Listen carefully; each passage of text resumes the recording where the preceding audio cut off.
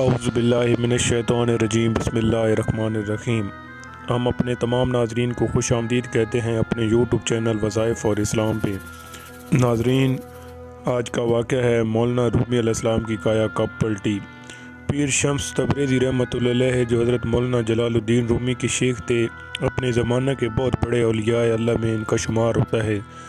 बड़े बड़े साहिब करामात बुज़ुर्ग थे। इनकी एक करामत ये लिखी है कि कभी मछली पकड़ते और सूरज के करीब अपना हाथ ले जाते और वो मछली सूरज की तपई से भुनी जाती और इसको खा लिया करते।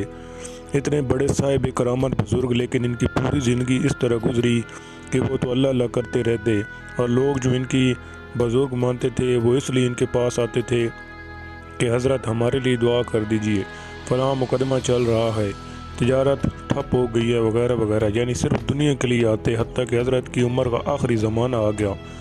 एक दिन बैठकर आह करने लगे और कहने लगे, ऐ अल्लाह, मेरे सीने में तेरे इश्क की जो आग भड़क रही है, कोई बंदा इसे लेने आज तक मेरे पास नहीं आया। एक अजीब जज्बे के साथ तड़प कर कहा, ऐ मेरे अल्लाह, दुनिया से जाने का वक्त शायद करीब आ रहा है। इससे कबल कि मैं दुनिया से जाऊँ किसी एक तो मैं तेरी ये मोहब्बत देकर जाऊँ, इसका कोई इंतज़ाम फरमा। अल्लाह ने दुआ कबूल की। इसके बाद वो एक मरतबा दरियाए दजला के किनारे टहलते हुए जा रहे थे। अल्लाह के ज़िक्र में ज़ुबान लबरेज़ थी। चलते चलते जब दूसरे किनारे पर पहुँचे तो देखा कि मौलाना रूम टहलने के लिए आए हुए हैं।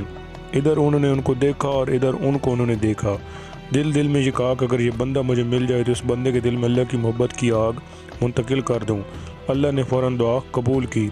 वहीं से मौलाना रूम अलैहिस्सलाम के दिल में ये बात आ गई कि एक अल्लाह का वली यहाँ आया हुआ है, इसकी खिदमत में जाकर कुछ फैज़ हासिल करना चाहिए।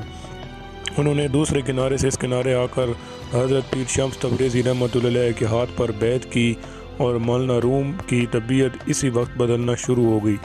मौलाना रूम इस ज़माने के बहुत बड़े आलम थे और वो इस ज़माने के बादशाह के नवासे थे। मौलाना रूम ख्वारज़म मुमलिकत के बादशाह के नवासे होते हैं। जब वो बाहर निकलते थे तो इनके साथ एक लश्कर होता था, बड़ी शान और शौकत के साथ सवार होकर निकलते थे। बड़े बड़े उलमा इनकी रकाब पकड़ कर चलते थे और इस ज़माने में इन्होंने अपने इल्म का लोहा मनवा लिया। हज़ारों मनाज़रे और मुबाशे किए, बड़ी बड़ी तकरीरें की। इल्म की दुनिया में इनका नाम एक रोशन सितारा के मानिज़ माना जाता है।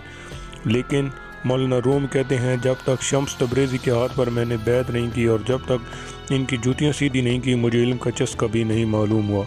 आज मुझे मालूम हुआ कि इल्म क्या होता है। अल्लाह के इश्क और इसकी मार्फत के बगैर सब कुछ यूं ही बेकार ज़ाया होता है। नमाज, रोज़ा, दीगर इबादत में वो लज़्ज़त नहीं मिलती जो इन चीज़ों से हासिल होती है।